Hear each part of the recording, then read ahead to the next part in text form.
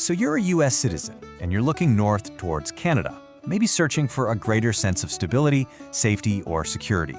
You're definitely not alone. But getting there, well, that takes more than just a wish. It requires a solid, strategic plan. Today, we're going to break down the Humanitarian and Compassionate Pathway, or H&C, not as a dream, but as a very specific legal roadmap for your journey. And look, this isn't just a vague feeling you're having. It's a real, recognized trend. Immigration professionals are hearing these exact concerns every single day. We're talking about everything from political stress to real, practical worries about things like healthcare access. Our goal here is to cut through all that emotion and give you some pure legal clarity. To do that, we're going to follow a really clear 5-step roadmap. We'll start with the big question: what exactly is the H&C pathway? Then we'll cover the one rule you absolutely positively cannot break. After that, we'll talk about how you build a real foundation in Canada, what kind of proof you actually need to make your case, and finally, why having an expert guide on this journey is so incredibly important. All right, first up, the search for stability. Let's really dig in and define what the Humanitarian and Compassionate pathway is under Canadian law, and maybe even more importantly, what it is not. You know, the most crucial words to see here are exceptional measure. This is not a standard immigration program that's just open for business. Think of it more as a specific discretionary tool in Canada's legal toolbox. It's designed for people who are already inside the country and find themselves in truly compelling situations. Okay, this is where we really have to manage expectations. An H&C claim is for hardship that is unusual, undeserved, or just totally disproportionate. We're talking about very specific personal vulnerabilities, things related to your health, your psychological well-being, or your age. It is absolutely not a program for people who just disagree with their government or prefer the Canadian lifestyle, and it is never, ever an automatic yes. Every single case is looked at on its own merits. Next up, let's talk about the Inside Canada rule. And honestly, this is the single most important logistical and legal hurdle you need to understand. It pretty much shapes your entire strategy from day one. Let me be crystal clear about this, because there is zero wiggle room on this point. You cannot file an H&C application from the United States. You can't do it from anywhere else in the world. You must be physically present in Canada at the moment you submit your application. That's the non-negotiable starting point, period. So that one rule creates a very specific sequence of events you have to follow. Step 1, you have to enter Canada lawfully. That means as a visitor, a worker, or a student.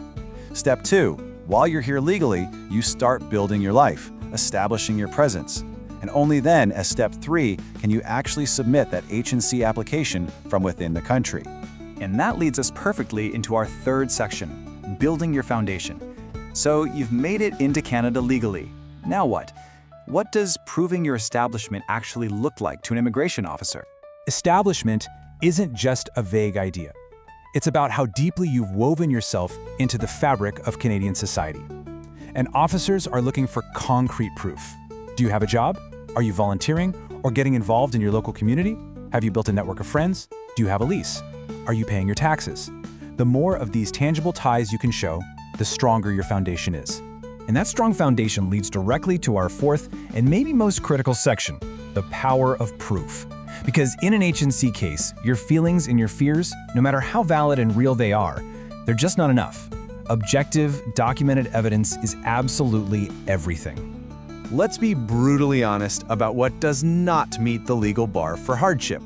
Disagreeing with the US government, being scared because of what you see on the news, or just thinking you'd prefer the lifestyle in Canada, none of those are grounds for an H&C claim. Even something like comparing healthcare costs by itself isn't going to be enough. So if all that stuff doesn't work, what is potentially relevant? Well, this is where we shift from the general to the deeply personal. We're talking about specific individual vulnerabilities. You know, are you a senior citizen who relies on others for care? Do you have a chronic medical condition that needs uninterrupted treatment? Can you provide documents showing psychological trauma? These are the kinds of very specific factors that could form the basis of a real claim. The bottom line is this: the hardship has to be yours and yours alone. It needs to be specific to your life, and most importantly, it has to be backed up by professional, objective proof. We're talking about detailed reports from doctors and formal assessments from psychologists. This isn't about telling a story, it's about presenting evidence. And because of all that complexity, we arrive at our final piece of the puzzle, navigating with a guide. I have to tell you, this is not a do-it-yourself project. This is a complex legal journey that demands a professional strategy. This quote just perfectly captures the role of a true professional. We do not market fear. We structure lawful relief. A good legal guide isn't there to play on your anxieties. Their job is to take your unique, personal situation and build a disciplined, structured legal argument that fits within Canadian law. You see, an expert follows a methodical plan. It all starts with a really tough, honest assessment to see if you even have a viable case. If you do, they help you build a strategy to get the right kind of evidence. Then, they structure your legal submission correctly, and they monitor the case all the way through. It turns what feels like an overwhelming emotional ordeal into a manageable, strategic process. It is so critical to remember this, because the bar is so high, and because the decision is ultimately up to an officer's discretion, H&C should really be seen as an exceptional measure. For a lot of people, it's the last resort, not the first option you jump to. And so, that brings us right back to you. Now that you've seen the roadmap, the absolute need to be inside Canada to build a real foundation, and to provide powerful, objective proof of a very personal hardship, the real question is this: is this very specific, very demanding legal pathway the right strategic fit for your unique and exceptional circumstances?